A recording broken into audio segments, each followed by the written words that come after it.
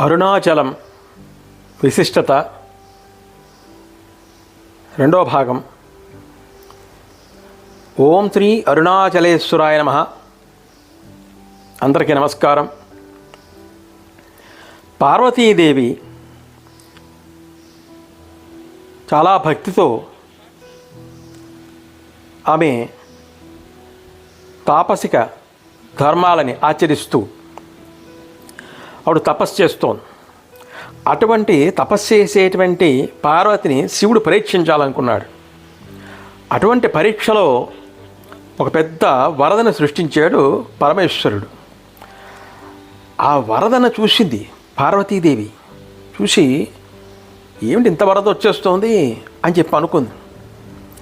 చిలకత్తలందరూ పిలిచారు. చిలకత్తలందరూ పిలిచి, వచ్చే పార్వతి వచ్చేసేయి, చాలా పెద్ద వరద వచ్చేస్తోంది, ఇది ప్రమాదాన్ని తెచ్చిపెడుతుంది, వచ్చేసేయి అని చెప్పి అందరూ పిలిచారు. పిలిస్తే ఆమె తపోభంగం అవుతుంది, చేసేటువంటి తపస్సుకి భంగం అవుతుంది మధ్యలో వచ్చేస్తేనో అని భావిస్తోంది. ఏంటి నా కోసం నేను ఇంత భక్తితో చేస్తుంటే పరమేశ్వరుడు నా కోసం నన్ను ప్రేక్షించాలని చెప్పాను ఇటువంటి వరదని ఆయన సృష్టించాడా అని చెప్పి ఆమె కూడా అనుకుంది. ఆ విధంగా ఆ వరద వస్తుంటే ఏం చేయాలో తోచలేదు ఆవిడికి.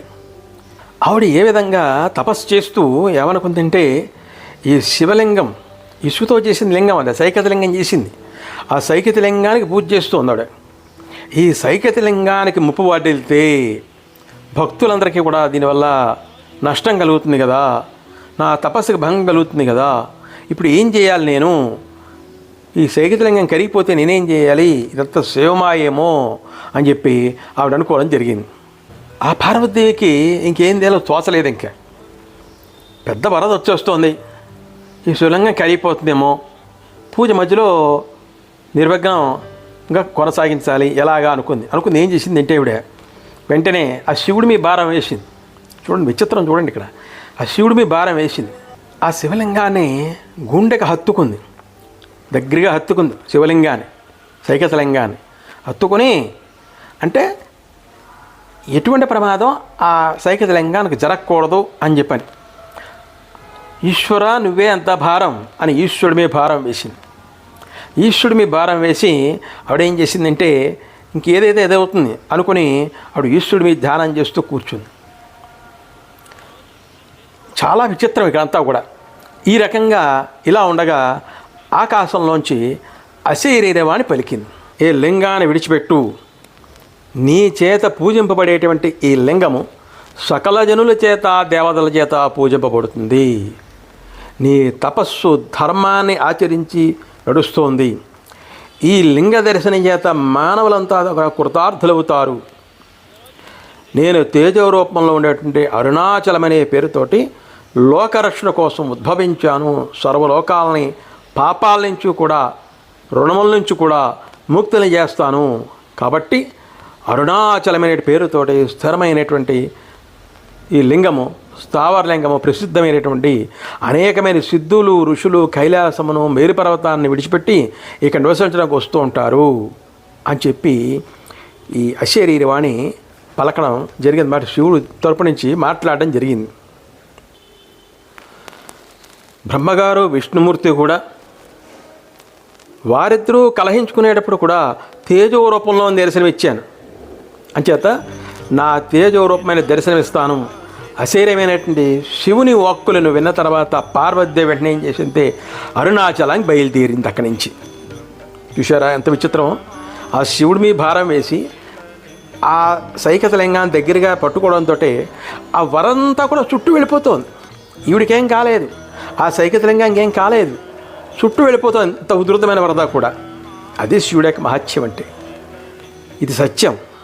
అంచేత ఈ రకంగా అశరీరమైన వాణి పలికిన వాక్కులు అంటే శివుడు యొక్క వాక్కులు ఇవన్నీ కూడా వెంటనే నువ్వు ఇక్కడికి వచ్చేసి అరుణాచలానికి అని చెప్పి ఆ శివుడు పార్వతిని పిలవడం జరిగిందనమాట.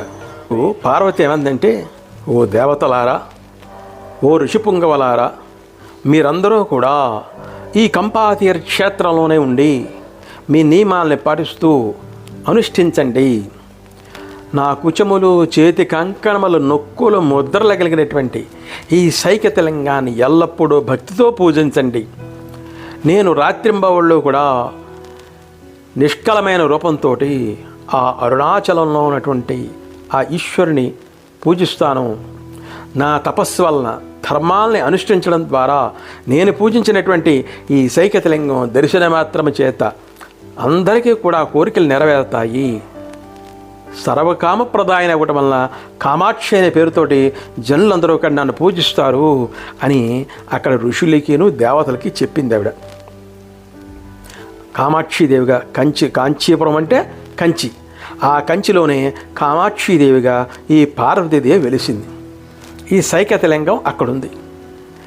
అక్కడి నుంచి అరుణాచలానికి ఈవిడ బయలుదేరింది. మహాతేజోరూపుడైనటువంటి శివుడి యొక్క ఆజ్ఞ మేరకు నేను అరుణాచలానికి వెళ్తాను. అక్కడ తపస్సు చేసి శివుడి యొక్క అనుగ్రహాన్ని పొందిన తర్వాత నా వలన మీరు ఆ అనుగ్రహాన్ని పొందుతారు అని చెప్పి ఆ ఋషులకి దేవతలకి చెప్పింది. అక్కడి నుంచి దివ్య దుందుబులు మోగుతుండగా అక్కడి నుంచి బయలుదేరింది ఆవిడ. తేజోమయమైనటువంటి ఆ శివలింగాన్ని, అరుణాచలంలో లింగం పైకి మాత్రం చాలా ప్రశాంతంగా కనిపించేటువంటి అరుణాచల పర్వతానికి ఆ పార్వతీదేవి చేరుకుంది. ఆ స్థావర లింగమానికి నమస్కరించింది. కుతూహలంతో సిద్ధగణములు, యోగి గణములు వీళ్ళందరిని వెతికింది. ఆ చుట్టూ అత్రి, భృగు, భరద్వాజ, కశ్యప, అంగీరష, కుత్స, గౌతమ మహర్షులు, ఇతర సిద్ధులు, విద్యాధరులు అందరూ కూడా అక్కడ కనిపించారు. దేవతలు అందరూ కూడా చూసింది ఆవిడ. ఇంతమంది ఈ అరుణాచలం మీద ఎంతమంది శివుని సేవిస్తున్నారా అని ఆశ్చర్యపోయింది.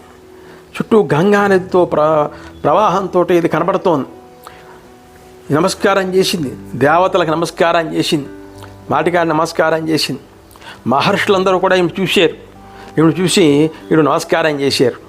ఆవిడ గమనించింది, ఓహో గౌతమ్ మహర్షి ఆశ్రమం ఇది, నేను గౌతమ్ మహర్షి ఆశ్రమానికి చేరుకోవడమే నా కర్తవ్యం అని అనుకుని మహర్షి ఆశ్రమానికి ఆవిడ చేరుకుంది.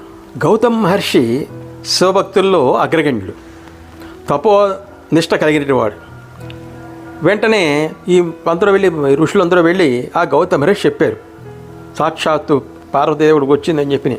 ఆయన గ్రహించేటప్పుడే ఆయన మహర్షి కదా, అమ్మ వస్తోంది ఇక్కడికి అని చెప్పి గ్రహించాడు. వాళ్ళ మహర్షులు దివ్యజ్ఞానం కలిగిన వాళ్ళు. వెంటనే శిష్యులను ఆదేశించాడు. మహర్షి దర్శనం కోసం వాళ్ళందరూ కూడా వెచ్చి చూస్తున్నారు. మహర్షి వచ్చాడు. వచ్చి కాళ్ళు కడుక్కోవడానికి నీళ్ళు ఇచ్చారు, ఆవిడకి ఫలములు ఇచ్చారు, సకల మర్యాదలు చేశారు. ఆశ్రమంలోకి ఆవిడ వచ్చింది. అక్కడికి కూర్చుంది. గౌతమ్ మహర్షి సమీపంలో ఆవిడ కూర్చోవడం జరిగింది. ఆ తల్లికి నమస్కారం చేశాడు. ఆవిడ వస్తుందని తెలుసు ఆయనకి. పార్వతీదేవి ప్రవేశించిన తక్షణమే అక్కడ చెట్లన్నీ కూడా వికసించేయట, ఫలాలన్నీ పండులతో ఉన్నాయట, కిలకలారావాలతో ఉన్నాయట. మొత్తం ప్రకృతే మారిపోయింది ఆవిడ రావడంతో మొత్తం అంతా కూడా. గౌతమ్ మహర్షి ఆశ్చర్యపోయాడు. ఏంటంటే వచ్చింది మామూలు సామాన్యమైన వ్యక్తి కాదు కదా, సాక్షాత్తు జగన్మాత వచ్చింది ఇక్కడికి. గ్రహించాడు. చూసారా ఆవిడ యొక్క శక్తి ఎంత అని మనం కూడా తెలుసుకోవాలి ఇక్కడ. అంచేత వెంటనే ఆ గౌతమ్ మహర్షి ఆవిడకి సకల మర్యాదలు చేసి ఆవిడని శివప్రసాదంగా భావించి, అమ్మా ఇక్కడ నుండి తపస్సు చేసుకోండి మీరు అని చెప్పుకోవడం జరిగిందనమాట. తర్వాత ఏం జరిగింది అనేది మూడో భాగంలో తెలుసుకుందాం. వీరభద్రరావు మామిళ్ళపల్లి ప్రెజెంట్స్ మన యూట్యూబ్ ఛానల్ని సబ్స్క్రైబ్ చేసుకునే వాళ్ళు వెంటనే సబ్స్క్రైబ్ చేసుకోండి, లైక్ చేయండి, షేర్ చేయండి. ప్రతి కామెంట్ను కూడా కింద బాక్స్లో రాయండి. Devotional, cultural, see my all videos continuously.